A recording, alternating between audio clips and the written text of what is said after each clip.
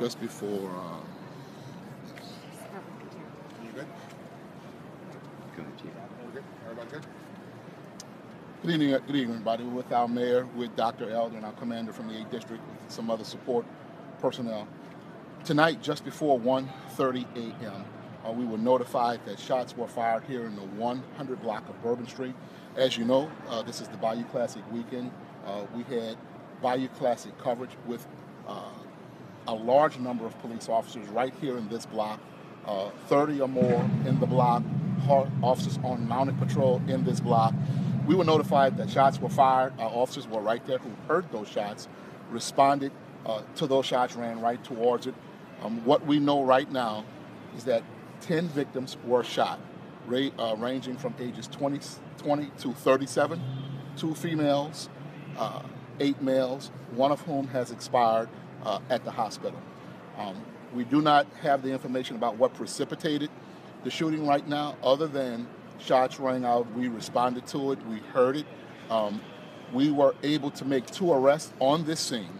One of the victims was in possession of a firearm. Another subject, who perhaps may or may not be affiliated with this event, was arrested in possession of a firearm, in addition to 8 other firearms arrests that we've made over the past 24 hours. And so we've made a strong message that this was not the place or time to bring firearms to this French Quarter during the Bayou Classic event or any event. We made that very clear, and we're going to pursue this to the fullest extent of the law, because this was not something that should have happened. This was the wrong place to bring firearms. We made that clear, and now we've apprehended a number of people through our proactive efforts for carrying firearms in the French Quarter, and we will continue to do that. And so now we have 1 person expired, 9 people injured in various conditions, all because somebody decided to make a decision to start shooting in the 100 block of Bourbon Street. But 2 people with this incident are under arrest for illegal carrying of a firearm. And so certainly our hearts go out to the deceased. We don't have all of the information right now, but our detectives are combing that scene right now to gather evidence.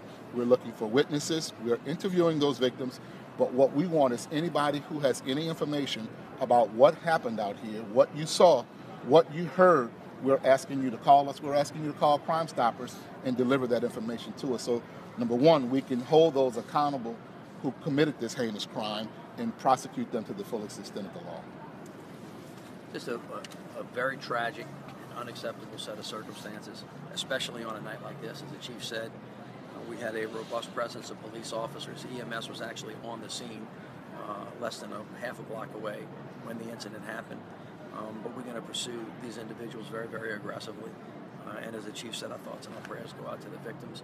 We're going to continue to work really, really hard to make sure that we find the folks that did this, just like we've done in previous shootings. Totally unacceptable. I mean, the violence just continues to spin out of control with people brandishing weapons whenever they think they can. And it's really unfortunate. I want to thank the men and women of NOPD. We had many police officers actually on the scene at the time, but the EMS response was great. The doctors at the hospital have been working around the clock, as have been called upon to do way too many times. So I want to thank them for their response as well, and continuing to save people that otherwise could have gotten hurt. So we're going to continue to pursue this aggressively. There's a lot that we don't know, and as the investigation goes on, we'll provide more information to you. And you said the 2 suspects, are they 2 males? They're 2 males, one of whom is actually a victim. The other one, we don't know his involvement, but we do know that he was found to be in possession of a concealed firearm and was arrested at the scene at the time of the shooting. I know you talk about security and how, I mean, you press forward, both of you, just saying we want this to be a safe night. To see this happen again, I mean, is it heartbreaking for both of you? Yeah, no, it's a heartbreaking situation, and it's unacceptable. I mean, we did everything that would be expected us to do. We had a robust police presence. The chief and the team did a great job. We had lots of police officers all over the place. As I said, EMS was on the scene. But you get into these issues that they're just so hard to understand and it's so senseless. We're going to continue to be very, very aggressive about it, but it really is heartbreaking, especially on a night like this. It was a beautiful game. Everybody was really working well with each other throughout the whole city. So it's just a tragic end to what was otherwise a beautiful weekend, and it's really sad. Do we know the ages of the victims as well as the suspects? We can get that to you after. We don't have that, but the ages range from 20 to 37 with all 10 of the victims. All right.